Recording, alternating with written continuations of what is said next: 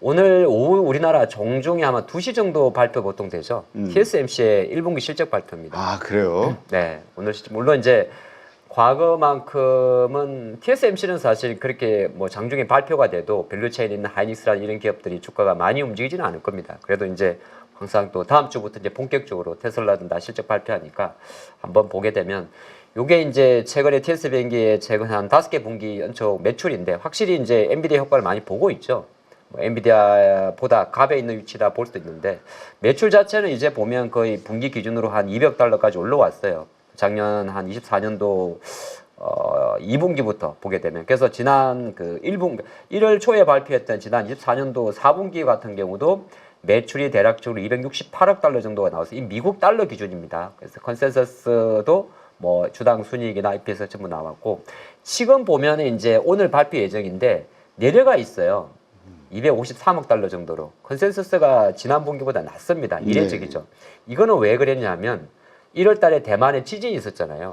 그렇죠. 그러다 보니까 지금 현재 집계하는 내용을 보게 되면 1월 달 같은 경우에 대략 1억 6천만 달러 정도가 감소됐다고 이야기를 합니다. 그러면 계산을 해보면 지진 영향을 빼고 나면 여기서 1억 6을 더하면 대략 270억 달러가 넘는 거거든요. 그래서 일단은 결론은 뭐냐 하면 TSMC의 오늘 1분기 실적 발표만 놓고 보면 물론 이게 이제 지금 관세라는 불확실성 속에서 시장이 크게 반응은 안 할 수도 있긴 있습니다. 하지만은 이제 내용만 놓고 보면 서프라이즈가 나올 건데 그건 왜 그러냐면 TSMC가 또 실적도 이렇게 오늘 발표하는 건 분기 실적이고 또 매월 월간 발표를 하잖아요.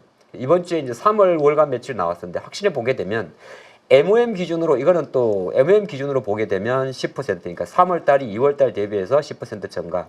그리고 누적으로 봤을 때도 1월 달부터 3월 달까지 누적을 봤을 때도 보시게 되면 24년도 1월 달부터 3월 달까지에 대비해서 40% 이상 증가를 했습니다. 그러니까 결과적으로 뭐냐? TSMC 오늘 실적 발표는 잘 나올 가능성이 많습니다. 중요한 거는 바로 이거예요. 지금은 TSMC 지난 1월달, 2월달, 3월달 실제 중요한 게 아니라 뭐 지금 우리나라 다음 주에 발표될 이제 뭐 삼성 하이닉스 다 마찬가지인데 관세에 대해서 어떤 이제 컨센서스를 발표하느냐가 가장 핵심이거든요.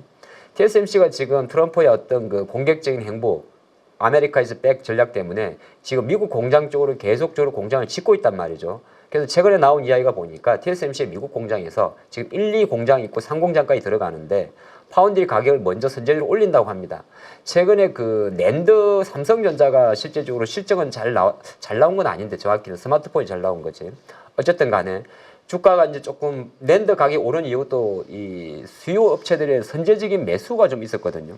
그래서 지금 TSMC 같은 경우도 지금 파운드리 가격 같은 경우는 인상을 이야기를 합니다. 그래서 그 무슨 말이냐?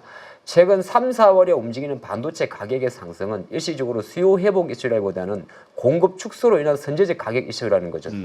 그래서 실제적으로 하이닉스나 삼성전자가 실적 관점으로 놓고 봤을 때는 지금 반도체 가격이 햄물스 프라이스가 조금 오르는 것 자체가 크게 보게 되면 약간 공급 축소로 인한 가격이기 때문에 연속적인 관점에서는 작년 뭐 연말 대비해서는 바닥을 쳤는데 작년 연초 대비해서는 아직까지 좀 시간이 걸릴 수 있지 않나 그런 거 좀 보시면 좋을 것 같고 그래서 TSMC는 지금 보니까 1공장 같은 경우는 4나노 공정 생산을 돌입했다고 하고요. 애리조나에 있는 건데 2공장은 최근에 완공이 다 됐다고 합니다. 그래서 이제 원래 반도체 공장 딱 들어가면 제일 먼저 하는 게 뭐냐면 클린룸이라 그러잖아요. 우리가 TV 영상에서 많이 보면 꼭 그 들어가시는 그 연구원들이 꼭 수술복처럼 방호복처럼 이렇게 다 둘러쓰고 하지 않습니까? 그렇죠. 그게 이제 먼지나 그런 것 때문에 그렇지 않겠습니까? 그래서 처음에 들어간 게 클린룸 이런 건데 이게 예정됐다고 하고 오늘 이제 시장에서 가장 주목하는 것은 과연 미국의 관세 이슈에 대해서 TSMC가 큰 콜에서 향후에 뭐 미국 공장에 대한 이야기도 되게 중요한데 뭐 향후 성장세에 대한 이야기 이게 좀 중요하지 않을까.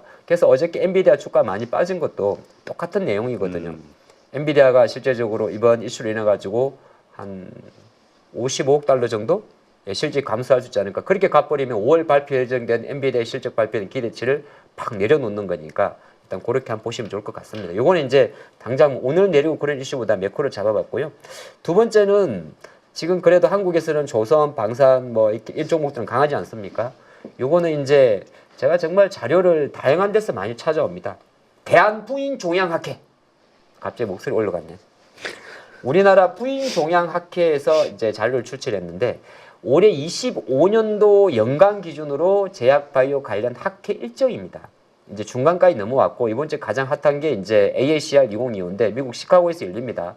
4월 25일부터 대략 4월 말까지 진행되고 그거 끝나고 나면 5월 말에 한 달 있다가 또 아스코 열립니다. 그래서 뭐 이미 많이 아시겠지만은 이 미국 암 학회 AACR 2025 암 연구학회 지금 우리나라 어제 한국경제 텔레비전에서 이렇게 깔끔하게 자료를 정리해 주셔가지고 보기 좋게 좀 정리를 해봤는데 이런 기업들이 이제 이번에 참여를 한다고 합니다. 근데 여기는 실제적으로 AACR 같은 경우는 학회이기 때문에 보통 이렇게 전임상 데이터가 많이 공개됩니다. 어떤 결과를 도출하는 게 아니고요.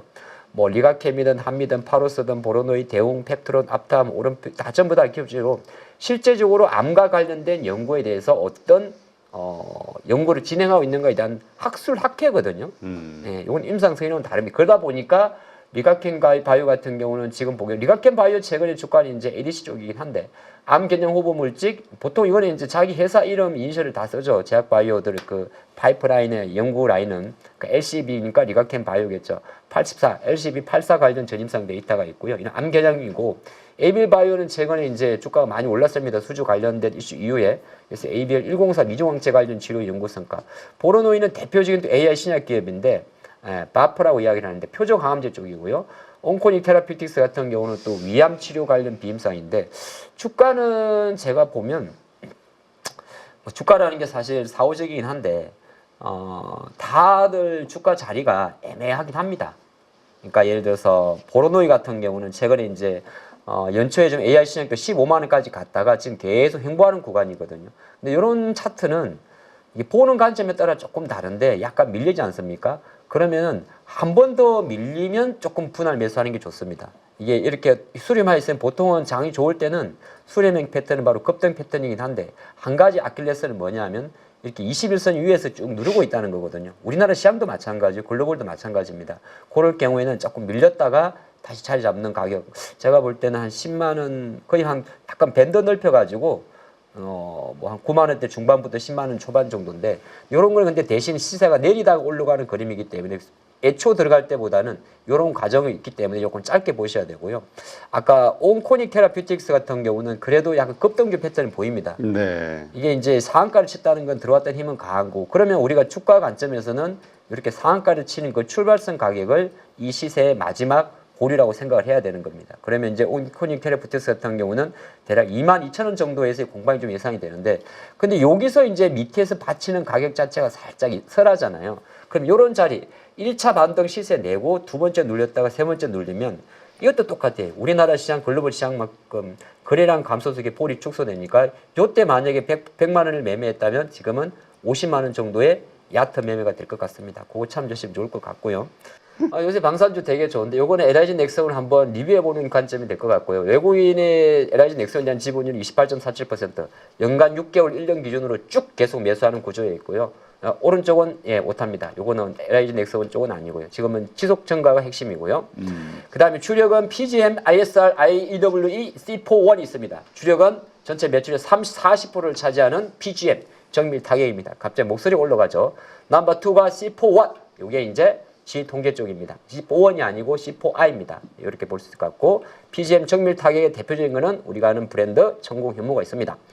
그리고 최근에 나온 이야기가 이제 LIG 넥슨도 미국 쪽으로 계속 투자를 하고 있는데 협력을 하고 있는데 미국 AI 기반 방산 회사 안두딜과 미래전 특가 무기체계 개발 협력을 했고 제가 알기로는 작년도 하반기인가 또 미국 무슨 무기 테스트에 뭐 통과한 게 있습니다. 그런 거 참조해 보시면 좋을 것 같고 실적은 PGM이 다 일 겁니다. 그런 말씀드리겠고 두 번째 근데 5월 달에 우리나라가 그 MSCI 정기 변경이 있지 않습니까? 2월 달에는 우리나라가 들어간 게 거의 없는 걸로 알고 있거든요. 그 0이었는데 지금 4월 달, 5월 달 예정된 거는 현재 기준으로 놓고 볼 때 시가총액 6조 원에서 7조 원 전후짜리 딱 리스트가 나와 있는데 대부분은 한화시스템, 삼양식품, LIG 넥스원 지금 한화시스템, LIG 넥스원 삼양식품까지는 시가총액 6에서 7조 원 정도 되고 HD 현대 마린 솔루션은 1조 2천억 정도인데 얘는 그러면은 스몰캡 지수를 펴일 확률이 조금 있습니다.